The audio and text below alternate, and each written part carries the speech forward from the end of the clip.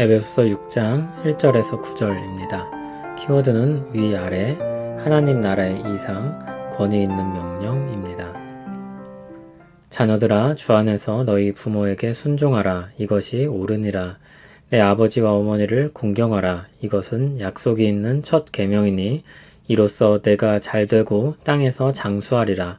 또 아비들아, 너희 자녀를 노엽게 하지 말고 오직 주의 교훈과 훈계로 양육하라. 종들아, 두려워하고 떨며 성실한 마음으로 육체의 상전에게 순종하기를 그리스도께 하듯 하라. 눈가림만 하여 사람을 기쁘게 하는 자처럼 하지 말고 그리스도의 종들처럼 마음으로 하나님의 뜻을 행하고 기쁜 마음으로 섬기기를 주께 하듯 하고 사람들에게 하듯 하지 말라. 이는 각 사람이 무슨 선을 행하든지 종이나 자유인이나 주께로부터 그대로 받을 줄을 알미라. 상전들아, 너희도 그들에게 이와 같이 하고 위협을 그치라. 이는 그들과 너희의 상전이 하늘에 계시고 그에게는 사람을 외모로 취하는 일이 없는 줄 너희가 알미라. 아멘. 부부관계에 대한 말씀을 다뤘습니다. 가장 기본이 되는 타인과의 관계입니다. 그리고 이제 다루는 것은 부모와 자녀의 관계입니다. 그리고 상전과 종의 관계입니다. 점점 넓게 사회 영역으로 퍼져나가는 것을 볼 수 있습니다. 부모와 자녀의 관계를 먼저 보겠습니다. 어떻게 보이십니까? 좀 구식처럼 느껴질 수 있습니다. 하지만 이전에는 여자나 아이가 인격적인 대우를 받기 어려웠습니다. 그런 분위기에서 이와 같은 말씀은 굉장히 파격적인 것입니다. 먼저 자녀에게 말합니다. 부모에게 순종하라고 했습니다. 그것이 옳다고 했습니다. 그게 좋거나 유익한 게 아니라 옳다고 했습니다. 하나님의 질서에서는 부모에게 순종하는 것이 옳은 것입니다. 그리고 또 말하기를 아버지와 어머니를 공경하라고 했습니다. 그것은 약속이 있는 첫 계명입니다. 십계명에서 잘되고 장수한다는 약속이 덧붙여져 있습니다. 하나님은 옳은 것을 제시하시고 그것을 따를 때 복을 주십니다. 하나님이 만드신 창조 질서에서 선순환을 가져오는 방식인 것입니다. 4절에는 부모에 대한 권면이 나옵니다.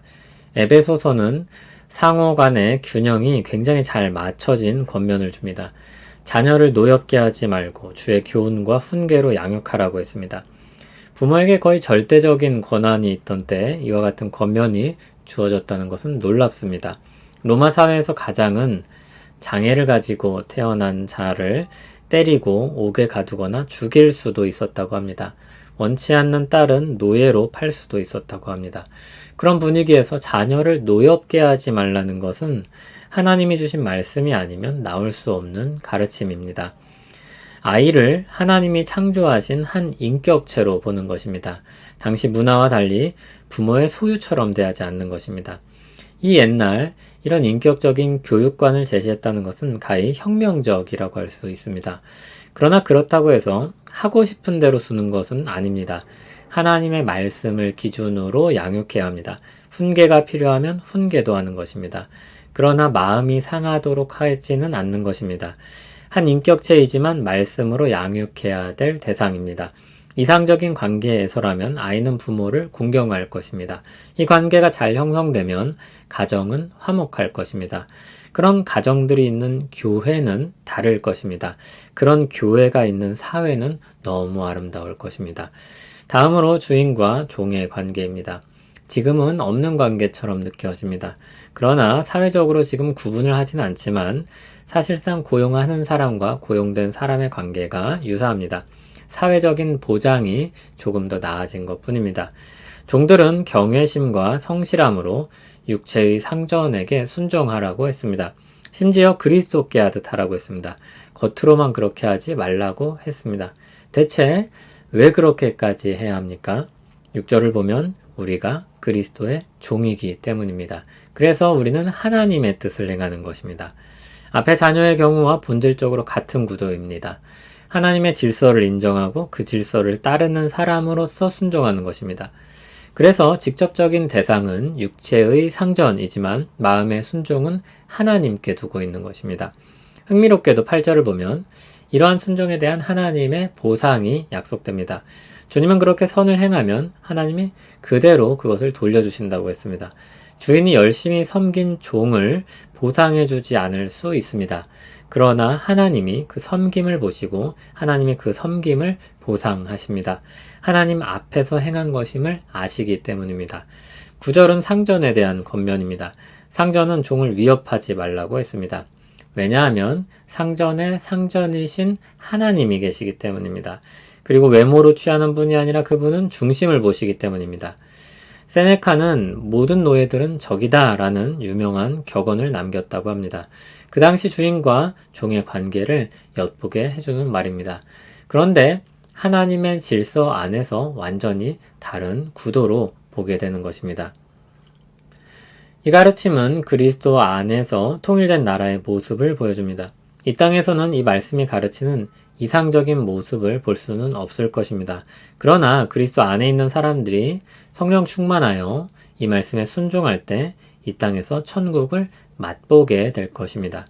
믿는 부모와 자녀, 믿는 상전과 종이 힘써 이 일을 이루고자 애쓴다면 그 모임, 그 사회는 너무나도 아름다울 것입니다.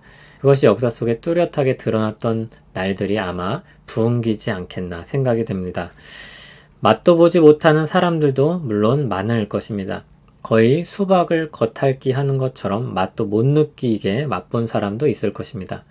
그러나 최소한 이 말씀을 읽을 때 우리에게 주신 상상력을 가지고 우리는 느낄 수 있습니다.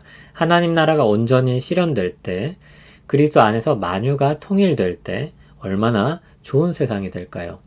그 소망을 가지고 주님 나라를 갈망하게 하는 말씀입니다. 이 말씀의 온전한 실현은 이 땅에서 나타나는 것이 아니라 주님이 다시 오실 때 그리스도께서 만유를 통일하실 때 완전히 그것이 이루어질 것입니다. 그리고 그때 이 이상적인 국가를 보게 될 것입니다. 또한 오늘 말씀을 곱씹어 보면 상하관계의 질서 자체가 문제가 아니라는 것을 생각하게 됩니다. 그 관계를 악용하는 사람들의 문제인 것입니다. 오히려 질서는 하나님이 만드신 구도로 제시됩니다. 그것을 악하게 쓰는 것으로부터 떠나는 것입니다. 굉장한 저항이며 그 어떤 사회운동보다도 강력한 것입니다. 모든 관계 속에서 하나님을 의식하고 모든 사람들이 서로를 존중하는 나라입니다. 누구나 인정받고 배려받으며 살 수 있고 누구나 높임받고 함께 기뻐할 수 있는 나라입니다. 하나님 나라입니다. 하나님은 그리스도 안에서 세상을 통일하실 것을 주님의 교회에게 알리셨습니다.